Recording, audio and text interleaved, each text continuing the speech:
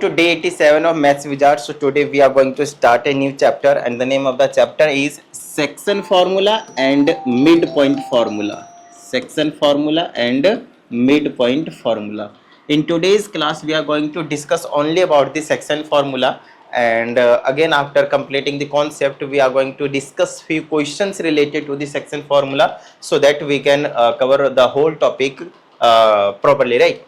Okay, so in section formula, what does it mean? What does section means? First of all, we have to understand the meaning of this section. Section means you are going to divide in parts, right? Section means divide in parts. Okay, divide in parts is fine, but what you are going to divide and in how many parts? That is the actually question in this section formula. For example, actually in this chapter we are going to divide a line into some basically parts, right? For example, let's say I have a line of 10 centimeter, right? Either we can divide it into 2 parts or 3 parts or 4 parts or 5 parts and so on, but generally in grade 10 level you will be given, I think, maximum of 4 parts. Yes, maximum of 4 parts, 2 parts, 3 parts and 4 parts. Either they will be equally 2 halves, equally 3 parts, in equally 3 parts basically in equally 4 parts, or they may give you basically in different ratios. But whenever they will give you in different ratio, generally they will go up to 3 parts only. That's fine. We'll discuss everything in detail. Let's say this point is A and this point is B. These 2 points are the end points of a line. Okay, end points of a line. Fine. Let's say if I take a point over here, such that this portion is 4 centimeter and the remaining portion is 6 centimeter. Just I assumed it. Okay. Now, if I want to find the ratio of these numbers like 4 centimeter and 6 centimeter, then you will find it as 2:3. 2 by 3 basically, right? I cancelled by 2. 2 by 3. This is called as the ratio of the line in which this line is divided, right? 2:3. Or it may be divided like this. Let's say again the same line of 10 centimeter and I divided it from exactly midpoint. Let's say this is the midpoint. Fine. So this will be your 5 centimeter and this will be also your 5 centimeter, and these points are the endpoints A and B. Now if I want to find the ratio, say it will become 5 centimeter, which is 1:1, 1:1, basically 1 by 1, 1:1, right? So whenever you get same ratio, I mean both the values of the ratio are exactly same, it means it is always the midpoint. It means it is always the midpoint. Simple, very simple, right? Okay, fine. So what happened over here in this line A to B, the whole line is divided into 2:3. It means if it is totally 10, then 2 parts will be this side and 3 parts will be this side. Or let's say if this line was of 5 centimeter only, and this is the dividing portion, right? Dividing point basically. Let's say this is 2 and this is 3. So 2 parts over here, 2 units and 3 units this side. That's why it is 2:3, right? Similarly over here and similarly over here. Now, what kind of questions they are going to ask in this basically formula, section formula, and that is actually what is section formula? Also we have to discuss that, right? Okay, let me explain you now. You will be given 2 points. Which will be the end points, and I am naming it as x comma y, no doubt, and another point will also be again x comma y, but because this is your first point and this is your second point, so this one will be your x1 and this again y1, no doubt, x1 and y1, and this one will be your x2 and y2 again, and I just named it these points as A and B. Let's say we have another point which is actually dividing this line into 2 parts, not equal, right? Not equal, maybe equal by the way, but not exactly equal right now I am taking, right? Let's say I took over here this point over here, right? Or I can take this point also over here. Fine. So let's say this point is known as P, and actually this point is represented by x comma y, not x1 y1, not x2 y2.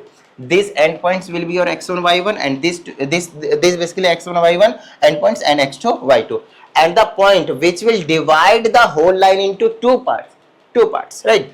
That will be your x comma y. But in some ratio actually this point is going to divide the whole line, right? So what will be the ratio? Like in the in this question I just explained you that the line is being divided into 2:3, right? Similarly, we need to assign some variable to represent those ratios, like m ratio n, like a ratio b, like k ratio l, right? Like, and we can't use x comma y, x ratio y, because we have already used as coordinates basically, right? So you can use any two basically, another constant numbers or alphabets basically, right? So I'm just going to use m and n, or most of the books have used m1 m2 ratio m2. So you can also use this one representation for the ratio. That's your choice, by the way, right? A comma b also you can use, small a ratio b, small b basically, fine. Okay, now you will be given three things. What kind of three things? This point, right? This point and this ratio. These two endpoints and the ratio you will be given, and then you will have to find this x and this y. This x and this y. It means you will have to find the dividing point basically. That's it, dividing point. So in dividing points you can easily see that you have to find value of x as well as you have to find the value of y also, right? So now we need to find value of x and y. So what are the formulas to find? No need to do the derivation of this formula, just you need to remember directly that what are the formulas to find the coordinates basically, right? X and y. So the first formula to find basically coordinate of x is m1 x2 then plus m2 x1 whole divided by m1 plus m2. Remember it. Right now if you notice, the point P is between the point A and B. It means the whole line is divided internally. The whole line is divided internally. But in higher classes, basically in grade 11, you are going to discuss also about the dividing the basically line externally. That will be different little bit, just it will be negative sign in the formula, nothing else. Right now just we need to find internally, which is already we have written over here, right? Fine. Another one, to find value of y. So value of y will be exactly, just replace x with y, that's it, nothing else. So it will be m1 then y2 then plus m2 then y1 then whole divided by m1 plus m2, no problem, fine. Okay, let's do the question basically basis on this formula. Now we need to learn this formula, and if you notice, the formula is very easy to remember. If you learn just one formula with of basically to find the x coordinate, like m1 then x2, if you take ratio 1, then you will have to write a second coordinate of x basically, right? And similarly the opposite of it, and in the denominator it is fixed m1 plus m2. Same over here, if you find to if you want to find y, just replace x with y, that's it, right? Exactly same thing. Now using these two formulas, this is actually only one formula you can say. Later what I'll do is I'm going to write this formula like this, like whenever you will have to find the coordinate of point P, which is basically dividing point, I'm going to write it as x comma y, then I will write m1 x2 plus m2 x1 divided by m1 plus m2, then comma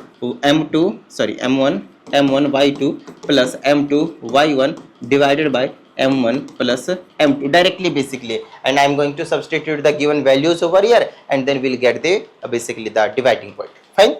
Now let's do one question so that you can easily get that how to apply these two formula basically to find the coordinates x and y, right? Okay, see, if I take a line A and B, right, and I took, or I am going to give you like 2 comma minus 4 as a coordinate, and for the B coordinate let's say it is minus 3 comma 0. Fine. Now I'm going to take another point. Let's say this point is P, which is actually dividing the whole line into some ratio. And what will be the ratio? What will be the ratio? Let's say the ratio is 1:3. Let's say the ratio is 1:3. Now if you notice, then you will find that we are given three things, right? We are given three things. This one is your x1 and y1. This one is your x2 and y2. Two things are already given endpoints, and this is your exactly the ratio m1:m2, right? m1:m2. Now if you notice in the formula that what we need actually, right? So let's find first x coordinate and then y coordinate. So again and again try to write the formulas for the x coordinate and y coordinate so that you can easily learn it, right? m1 x2 plus m2 x1 whole divided by m1 plus m2, right? To find coordinate of x. Now in the same way, I'm going to write the formula for the y, which is m1 y2 plus m2 y1 whole divided by m1 plus m2. Now, what you have to do is just substitute the values that you actually know, nothing else, right? So what is m1 over here? Whenever the ratio is given, just try to find the first one will be your m1 and second one will be your m2. Now m1 is 1, just substitute over here. If there is nothing sign given in between m1 and x2, just ignore it and just put over here negative multiplication sign, right? It is always multiply there. So 1 multiply x2. What is x2? If you notice, it is negative of 3. Just substitute over here, then plus m2. What is m2 over here? If you notice, it is 3 times x1. x1 is 2. Then whole divided by m1 plus m2. m1 plus m2. 1 plus 3. So from here, x coordinate will be, it will, if I multiply these two things, I am going to get it as negative of 3 plus 3 to the 6 divided by 4. Now it will comes out to be 3 times 3 by 4. I mean 3 by 4. It will be 3 and divided by 4. So this is the value for the x coordinate, right? Now let's try to find the coordinate y. Coordinate y. Let's substitute over here. So y will be m1. m1 is ratio first one, which is 1 actually. 1 multiply y2. y2 is 0. Then plus m2. m2 is 3. Then y1. y1 is negative times 4. Whole divided by m1 plus m2, which is 1 plus 3. 1 plus 3. Now from here I am going to get y as, it will become 0. So 0 and this will become negative of 12 divided by 4, which is nothing but minus 12 divided by 4, which is nothing but minus of 3, negative of 3, right? Now I got the values of x and y, which are nothing but the coordinates of x and y, correct? Now we had to find the coordinate of basically p, which is x comma y. So your coordinates of p will be for the x it is 3 comma 4 and for the y it is negative of 3. So this will be your answer. Got it? There are so many, yes, let me tell you, there are so many questions based on this formula, but right now I just explained you how to use this formula. I didn't explain till now any question to you, okay na? Just I explained you how to use this kind of formula, nothing else, right? Now